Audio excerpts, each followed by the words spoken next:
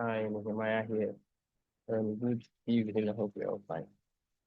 So today we'll be talking about um, accounting for inventories in cost and management accounting, right? This slide is so bulky, it's plenty, so I'm going to move very, very fast. I don't want us to use a very long time to record this. So most of the stuffs in here are self-explanatory. What's very important is that we will take one example and then solve. Then, yes, we will do some tutorial sessions to be solving questions. So, I think that one will give us a better understanding. So, once again, I'm Nehemiah, and I will be showing you guys on cost and management accounting. And today's topic is accounting for materials or inventory. All right, so in our lesson, we want what to be able to explain the meaning of inventory, the various kinds of inventory, and costs associated with inventory. Also, explain and determine the critical levels of inventory controls. And we want to also be able to identify the purpose of various source documents for accounting for materials and explain the coding systems for materials. Also, we want to explain the various methods of pricing issues and inventory valuations, that's the people and those kinds. And then also reconcile books of materials with physical values of materials. So basically, after taking stocks, you have to do what? Check whether whatever you've counted is equal to the ones in the books. That's what this means. All right, so inventories. Inventories are goods that are kept in storage in organization waiting to be used for the intended purpose. So we have operational inventories. So these ones are basically used by the organizations to take or to that, like it's basically their core materials that they use in producing other goods and services.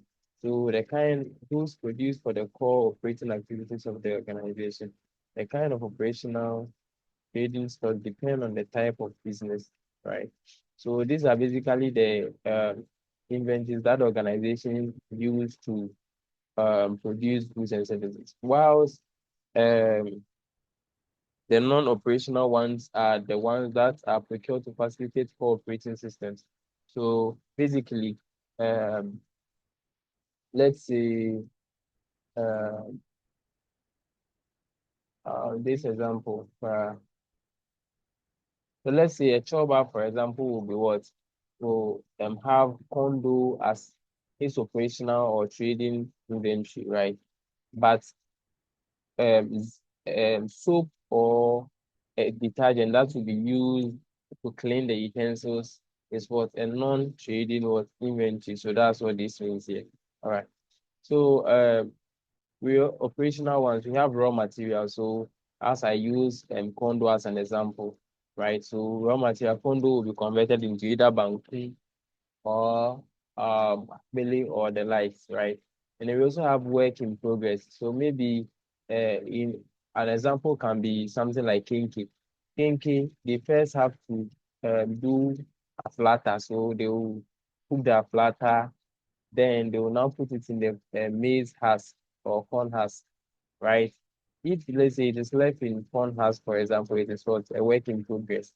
Until it has been finally cooked to become pinky, it's still in work in progress. So once it becomes cooked into kinky, that's what basically becomes the finished good. So unit of product that has been completed, but not yet sold, right? So they've completed the kinky, but they've not yet sold it, right? All right. So the non-operational trading inventory, so consumables, so goods that are used to maintain the organization, generally like soap and detergents, right? Then office supplies, goods used to run the office for administrative works, for example, stationery.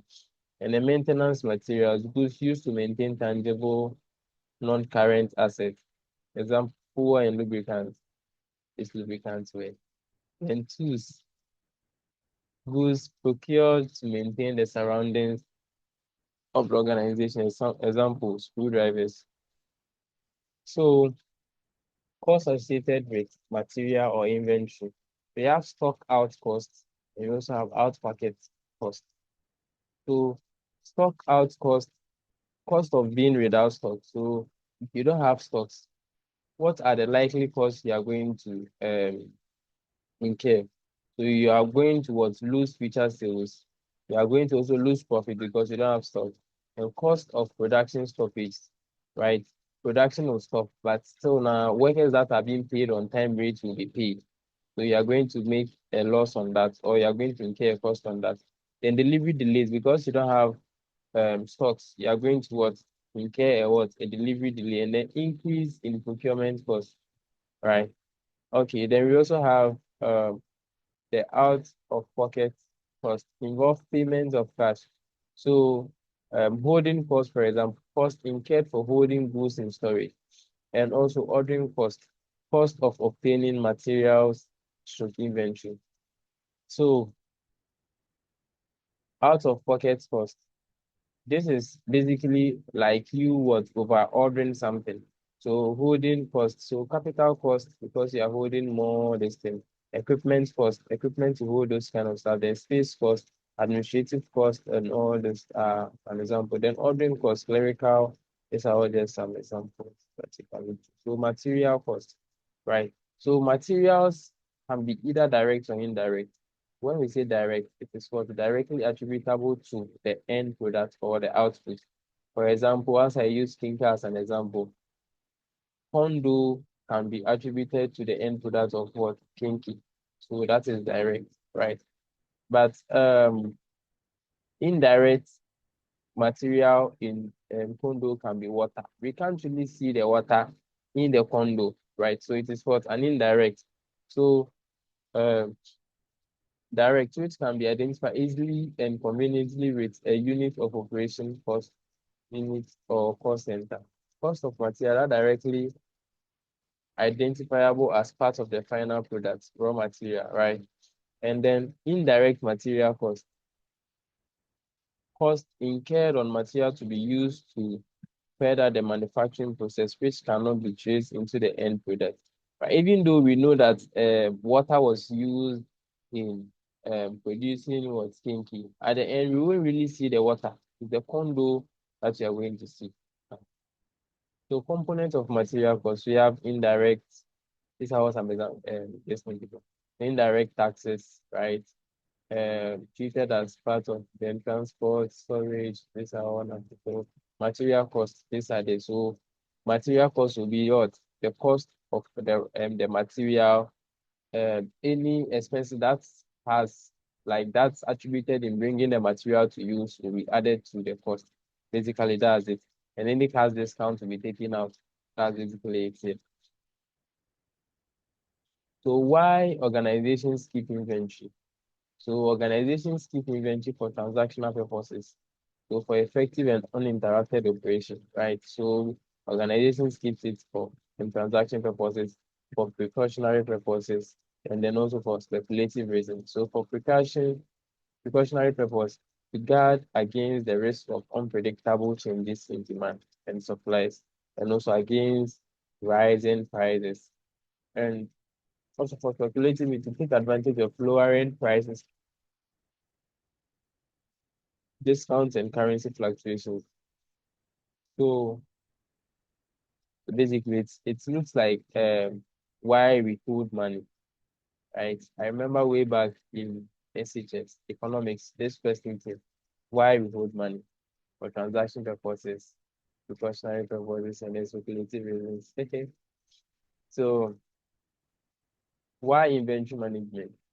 Because the reason why we need inventory management is that once you're able to manage your inventory, like it's very difficult for organization to fall because inventory forms the biggest part of the organization. Without the inventory, you wouldn't even come up as an organization. That's why we need inventory management, to be able to manage our inventories and to be able to manage the organization as a whole. So cost of inventory constitutes a major part of the total cost of production. It constitutes a high percentage of an organization's total cost used in working capital management and also the determination of profit. So inventory management, is the process of ensuring that inventories are inspected and received into storage, managed for easy identification, managed and maintained in the desired quantity for intended purposes, kept at the appropriate stock levels to minimize cost and avoid stock outs. Also, properly authorized and issued to others at the right price and correct records are kept, then properly authorized and was procured. So components of inventory management, documentation, coding, inventory control, pricing of issues. So documentation is more or less like whenever you receive the inventory, you have it in your document. You've putting it down in your document, in your books, that you have this particular amount of inventory, the price, the units available. Coding is assigning a specific kind of symbols to them, giving them unique identities. This can be as a result of one, the expiring dates. That will help you give them a coding. The batch numbers can also help you give them coding so that once there's any problem, you can just trace the batch and then get it right. And like then the inventory control levels. So the inventory control levels are the maximum stock level, the minimum stock levels, and the like. So the minimum stock level, at what lowest uh, level of stock are you to keep in your organization? Maximum, what highest of like what highest point of stock are you going to keep in your organization? And also the reorder level is more or less like the ordering rate. When stock level reaches, you are going to what, put in a new order, because order takes some time, right? If in case sometimes some people might not like a mobile phone bundle where when it's finished before you buy, right? You wait till it's finished before you buy, right? Some organizations, or normally organizations, will order and it will take time before it will come. But for example, bundle, once you buy it will come, right? That's why we don't really bring in these stock levels into it. If it were to be like having some ordering time, then we will be using the inventory control levels. Okay, so pricing of issues and inventory valuation. How are you going to issue inventories outside the organization? And also, how are you going to value them? Right? So that's basically it here. So why are documents necessary? Input for data processing, authority for the transaction and ink processing, source of reference for the transaction, making accounting entries, and documents used in accounting for materials, purchase requisition. It is an internal written request sent to inform the purchasing department of the need for materials. So that's it. It is initiated by either the user department or the storekeeper.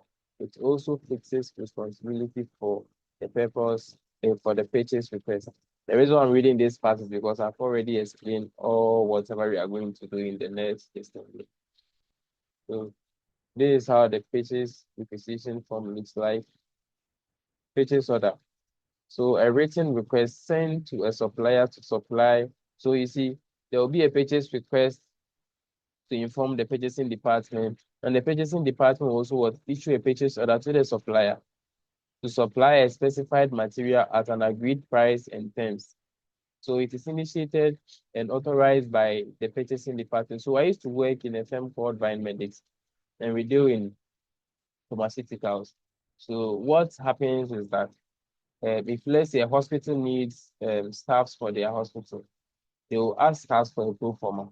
The pro forma will include the items that they are asking and their prices, right? So if they are asking of, let's say, syringe, right? The prices and then the quantities that they are asking, right?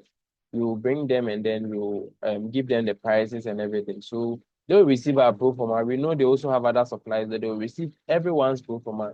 Then they will check which one has the lowest prices, or maybe which one normally supplies fast, right?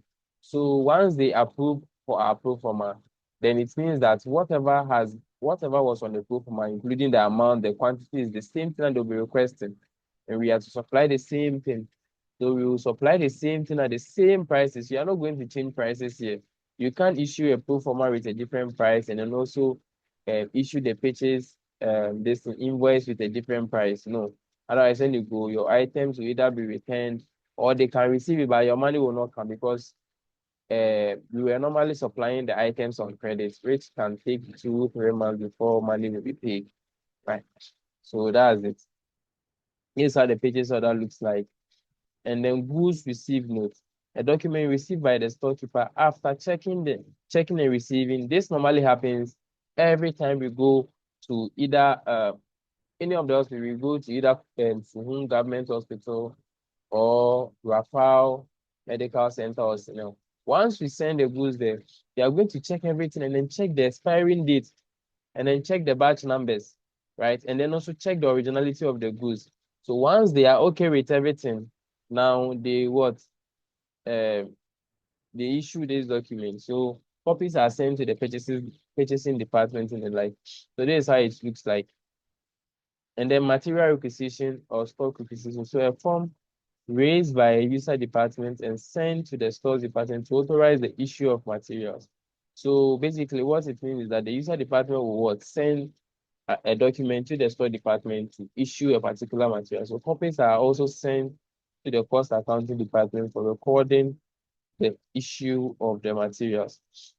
It is cross-reference with the store's issue voucher.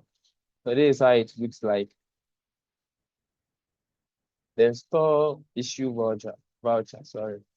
It is raised by the storekeeper when materials are issued from stores to a user department.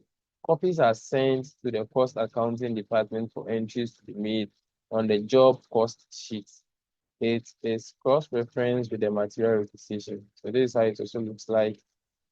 And then stores return voucher, a document prepared by a user department. If materials are returned to the store for any reason, copies are also sent to the cost accounting department to make entries.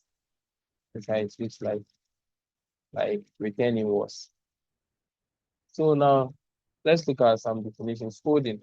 Coding is basically the system or the process of assigning symbols for each item or material in the store. I spoke about this. Then code is a system or symbol that is being designed to be applied to a classified set of items to give a brief, accurate reference to facilitate entry, correlation analysis. And this is the definition by Sima, our boss. Classification, then classification. It is the grouping of materials according to their nature with suitable category. So most often when you go to pharmacy or supermarket, you see that items are being what? Grouped. You see breads at a different side. And then like when you go to pharmacy, you see syrups, you see painkillers at different, that's what it's here. So advantages of coding. So it avoids repeated use of long description of materials, accurately identify all items, prevents duplication of items, simplifies mechanical recording, simplifies pricing and costing. Then principles of coding, it needs to be exclusive, it needs to be clear, it needs to be brevity, which is brief, elastic, then mnemonic, right? So exclusive, each code should relate to only one type of material. Clear, identify material without any ambiguity. Brevity, code should be brief. Elastic, new materials can be added easily and logically. Then mnemonic, easier to what? Remember. Systems of coding, it can be numeric and decimal, it can be alpha or mnemonic, and then it can also be what? Alphanumeric. So factors influencing investment in inventory, finance. So preference for lower levels of inventory and pressure to minimize investment in inventory due to out-of-pocket cost associated with it. So basically, they are still talking about out-of-pocket cost. It basically means that you overinvest in an inventory. So operational influence can also be there, which is what preference for high level of inventory, because you are sometimes anticipating that there might be some emergency, and then pressure to ensure constant availability. So basically, where I was working, uh, we normally keep inventories, even when it is Friday and then we have some kind of low level inventories. We make sure we top it up before the weekend because sometimes hospitals might need some of the staffs urgently. So we need to have them available so that we always be beating our competitors. So why is what is inventory control then? I've spoken about it. The process of maintaining adequate supply of materials and finished goods to user departments and customers, whilst at the same time keeping investments in inventory to the minimum. So it ensures the provision of the required quantity of inventories of the required quality at the required time with the minimum amount of capital, right? Not spending too much, being smart and the like. The levels of inventory control. We have quantity control, aims at ensuring the required materials is available. And we also have financial control, aims at avoiding too much or undue investment in inventory and ensure that every amount spent on inventory is what efficiently utilized. Then objectivity of inventory control. So we need inventory control to minimize investments in inventory, also maintain the increase the quality, maintain records to avoid misappropriation, to avoid spoilage of materials, and also what to bring in availability of what inventory. Techniques for inventory control. So we have determination of inventory control levels. Then we have economic order quantity. We have ABC, which is uh, always better something. Right?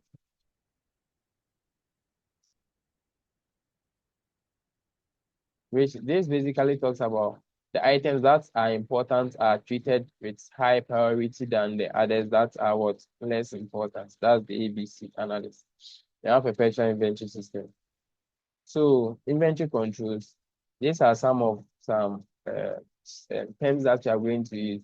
The rate of consumption or usage, which is the rate at which stock are used for the purpose of its acquisition, and then lead time, period between ordering internally or externally, and replenishment of when goods are available for use.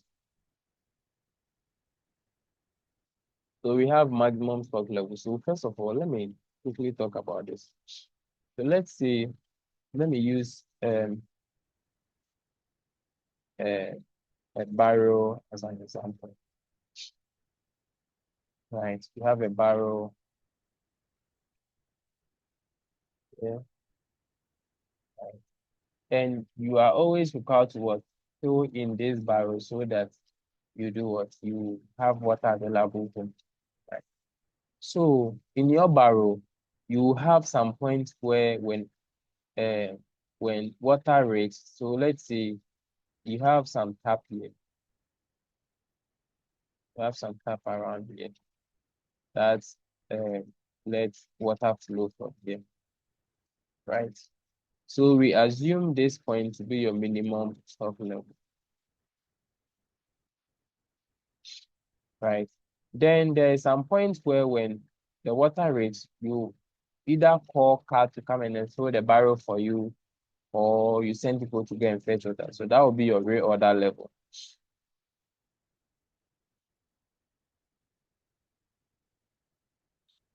And then the barrel also have a maximum point where when water reaches, you are supposed not to fill the barrel. Otherwise, the more you fill, the water will be pouring, then you'll be wasting your money. So that will be your what maximum stock level.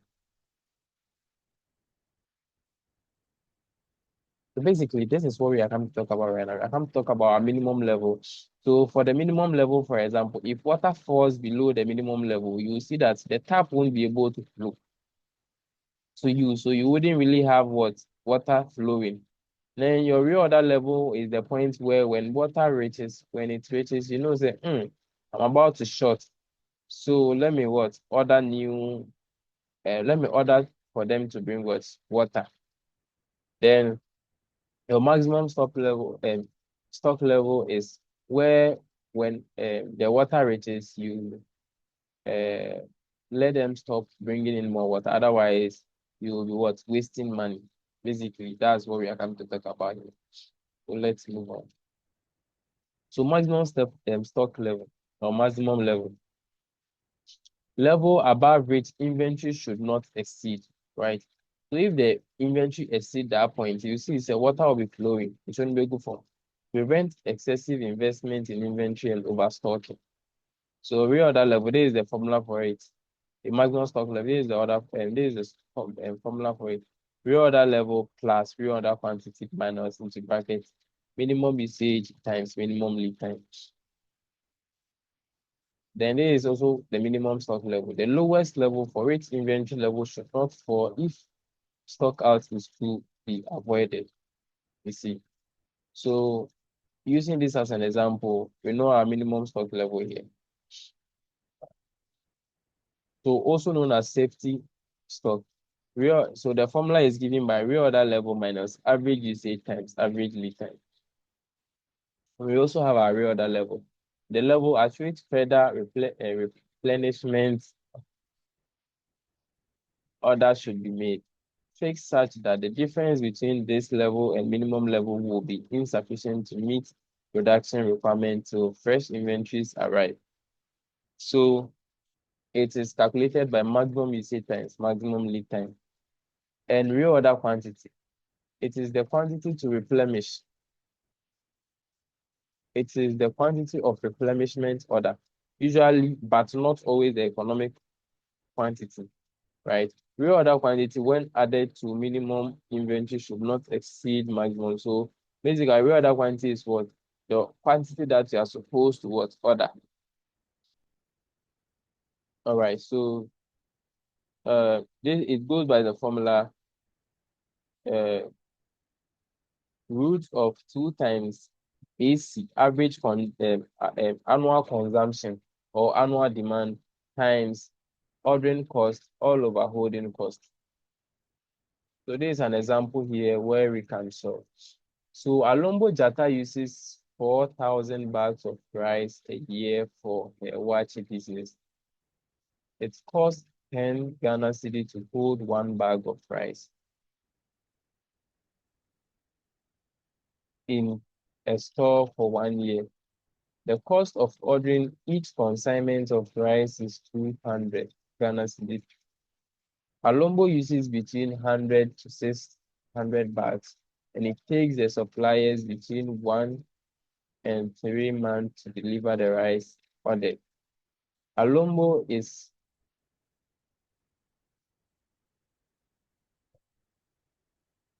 is cost conscious and has contacted you as consultants for an advice on stock inventory control. Using the above information provided by her, calculate her guidance, the 4 critical stock control levels. So let's solve this. Let's see whether.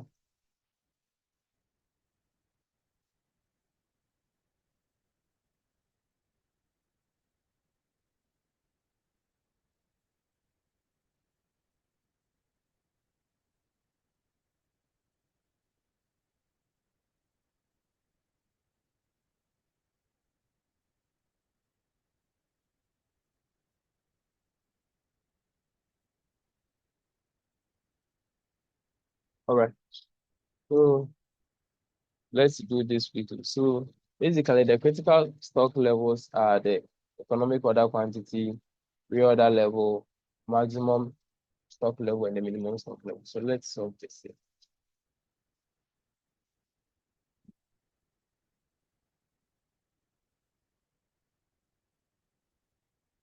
So first, we solve the economic order quantity, for, yeah, which is given by the root of 2 times average annual consumption times ordering cost all over holding cost.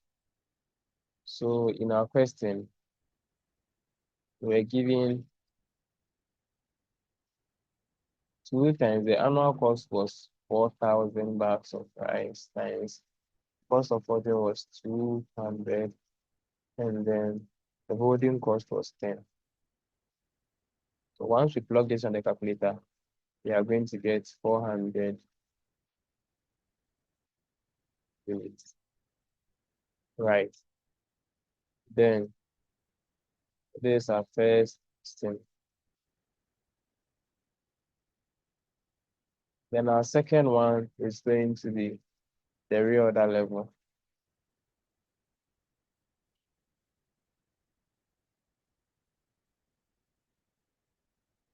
which is equal to maximum usage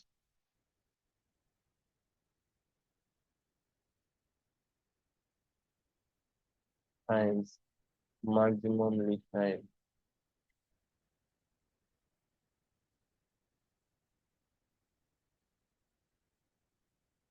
So our maximum usage in this question was 600 bags.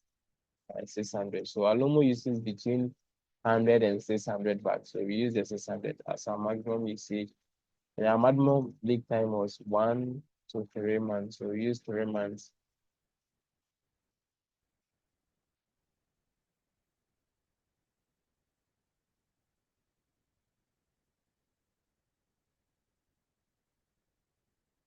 We use 3 months. So maximum usage is going to be 600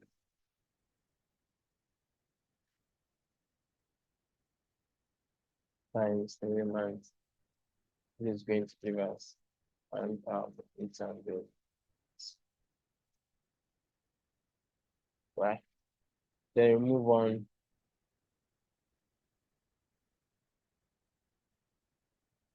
to our third one.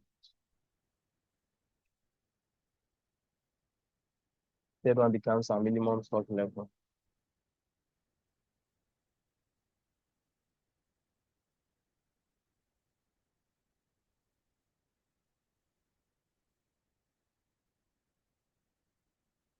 Minimum stock level is what? Pre-order level. The thing is that if you don't calculate the reorder level first, you wouldn't be able to hit the minimum stock level, right? So I always advise that you do the reorder level first so that you're able to calculate the minimum stock level. So reorder level minus into brackets average usage times average lead time.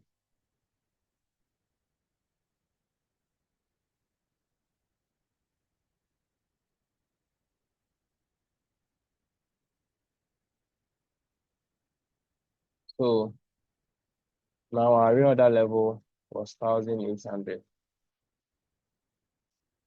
minus into brackets average usage was 600 plus 100 all over 2 times average lead time was 3 plus 1 all over 2 with the maximum plus minimum over 2 maximum plus. When we do this, we are going to get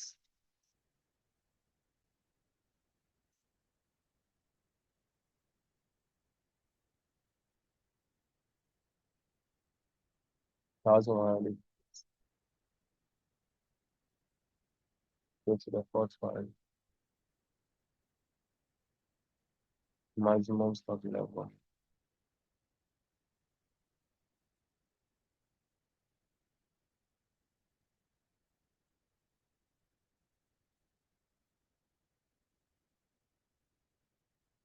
So maximum stock level is equal to reorder level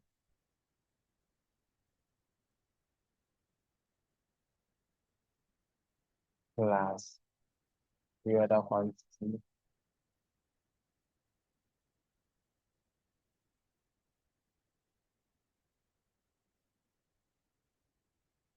minus into brackets minimum usage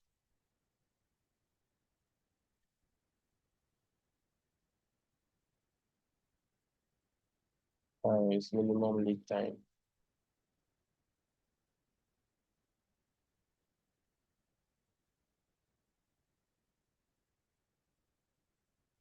Right.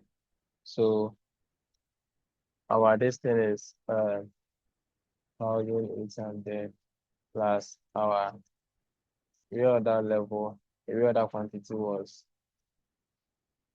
400 units.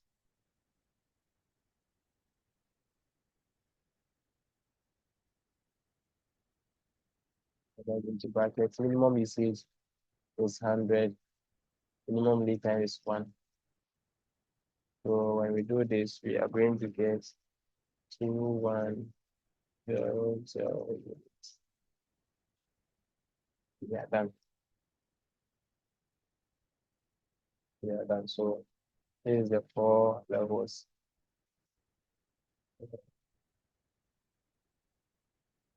Capacity of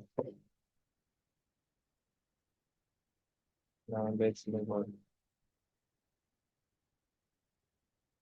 So economic order quantity. This is the quantity of material ordered at one time and purchased most economically. With the order size, that minimizes total cost associated with inventory. Inventory increases, holding cost increases, and ordering cost reduces. Holding cost is equal to ordering cost.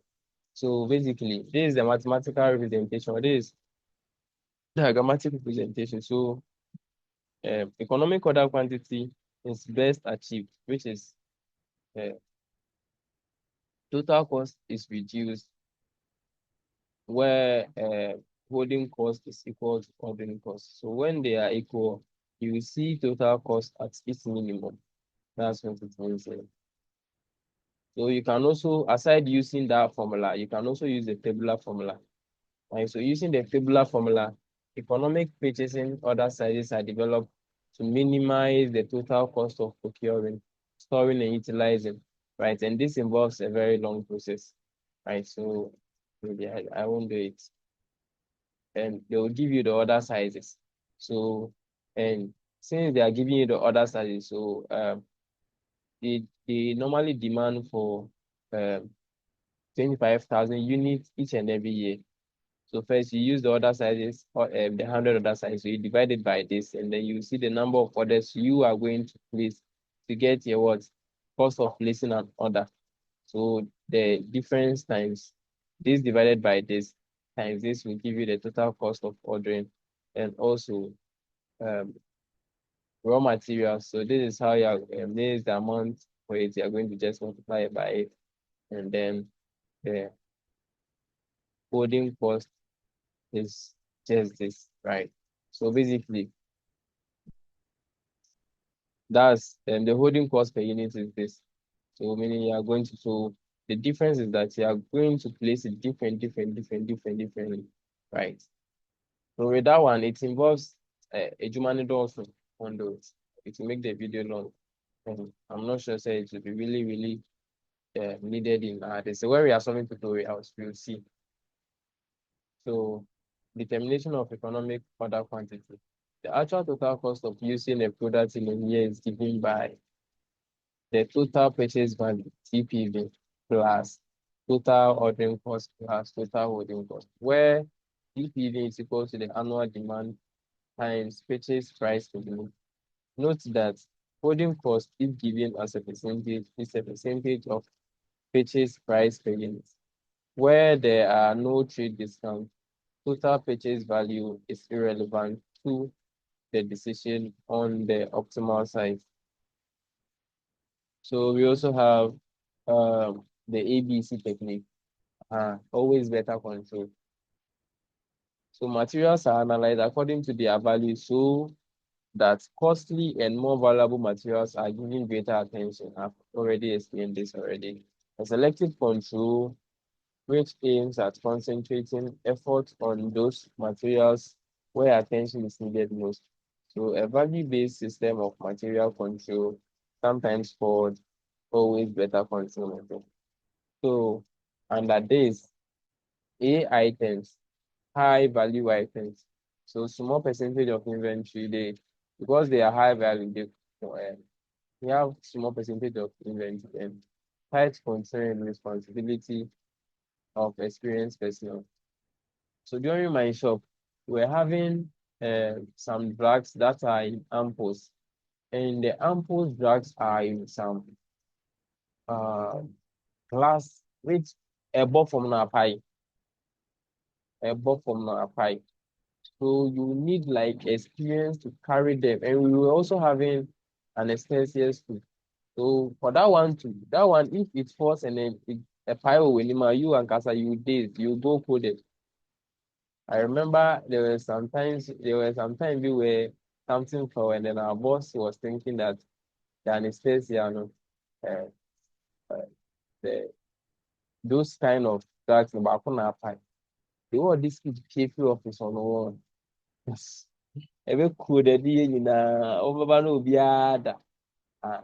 So B items, so medium value items, normal control procedures, and then C very large percentage of them. So C items, for example, in our shop was syringe, um, syringe and the likes, the items that are big, oxygen mask and those kind of stuff. So inventory accounting system, we have perpetual accounting system, which means entries are made in the store ledger at any time there is inventory movement, right? So that was basically what we were using. We were using tally, where whenever inventory is going out, we enter it instantly. And whenever inventory is coming into, we check it instantly. And what was happening to was that anytime I come to work, I check all the inventories and check on the system. And whenever I'm going to, I check the same thing, right? So periodic inventory system is that inventories are made occasionally, sometimes once in a year or twice in a year, right? So for this one to know, maybe inventories will be piled up, then we use one day to enter all of them. Right? So inventory recording, reconciliation of book values and physical inventory. That is ensure that inventory taking are done continuously. Maintenance of critical inventory levels and operation of inventory. So we use this kind of stuff to do them. Bin cards. Bin cards are used to keep simple records on inventory movement. So they are kept by the storekeeper and entries are in units and quantity only. Store ledger card kept by the costing department. Entries are both in quantity and value. So this is how the bin card looks like. This is how the store ledger card looks like. Then inventory stock ticket. Physical counting of inventory.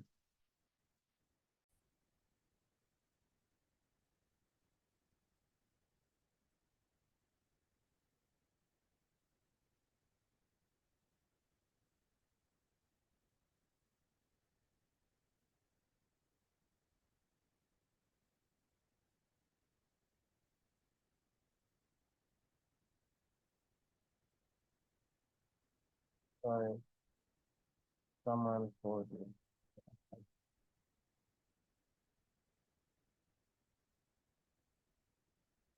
All right. So um, we compare physical inventory balance with the balance. So basically, you count and then check whether whatever is there is equal to what is in the books. Then the number of entries to be made in the inventory control account. So kinds of inventory, we have the continuous inventory taken, and then we also have the periodic. So periodic can be either once or twice in a year or an agreed period. But for continuous one, for example, it's almost like each and every day. When you have, for example, a very big shop, right, and you do continuous, then what it means is that you're going to incur a very high cost, right? But if you don't also do that, most of the workers who are going to take your staffs. But you have a very small shop. Ours, for example, was big, but wasn't that big. So I'm able to count all the stocks and inventories each and every day. So pricing of issues for a period, so that materials are received into stores at different prices. Prices assigned to materials issued to production have effect on product cost for decision making and control, sorry, determination of income and profit for that, determination of income and for that matter, profit level.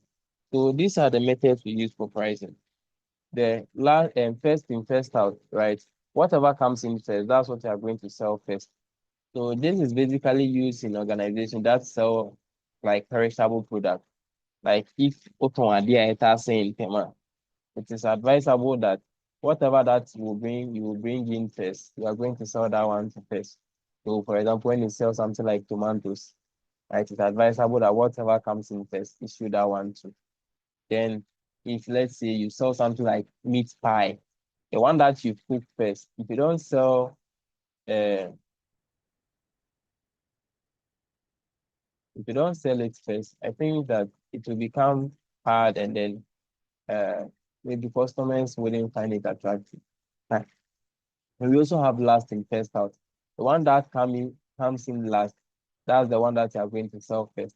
Basically, this is normally used in terms that sell like um jewelries and things that the prices keeps on rising, like artifacts or something like that. So if something that comes in last, that's what they sell first because the old ones are more what, like when they are kept and casa, their value increases. Then we also have average pricing, where we have the simple average, which basically talks about just averaging the pricing, and weighted average, averaging the prices, and then the quantity. And we also have moving periodic average. We also have market replacement pricing methods, which is based on issues price at the prevailing market price of the material and also replace price. We also have realizable value, and then the other one too we have here is standard cost pricing method. We at this method, we issue price at the standard price fixed before the commencement of the period. So they will have a fixed price and a current standard price, and then we also have what the basic standard price. So these are the pricing method, which is FIFO, I've explained FIFO, first in, first out, whatever comes in first, you are going to bring it and sell it first. So first material FIFO, in period of prices, and this method includes profit.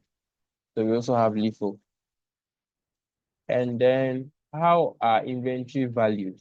Remember IAS2, where inventory is valued at the lower of cost or net realizable value. So any of the two, which one is lower will become what's your value, right? So net realizable value is basically the selling price minus expenses incidental to sale. So in practice, net realizable value applies as follows: directly to each item, total cost of each category, inventory, each category of inventory, and also total cost of inventory. Then inventory accounting entries or financial statement.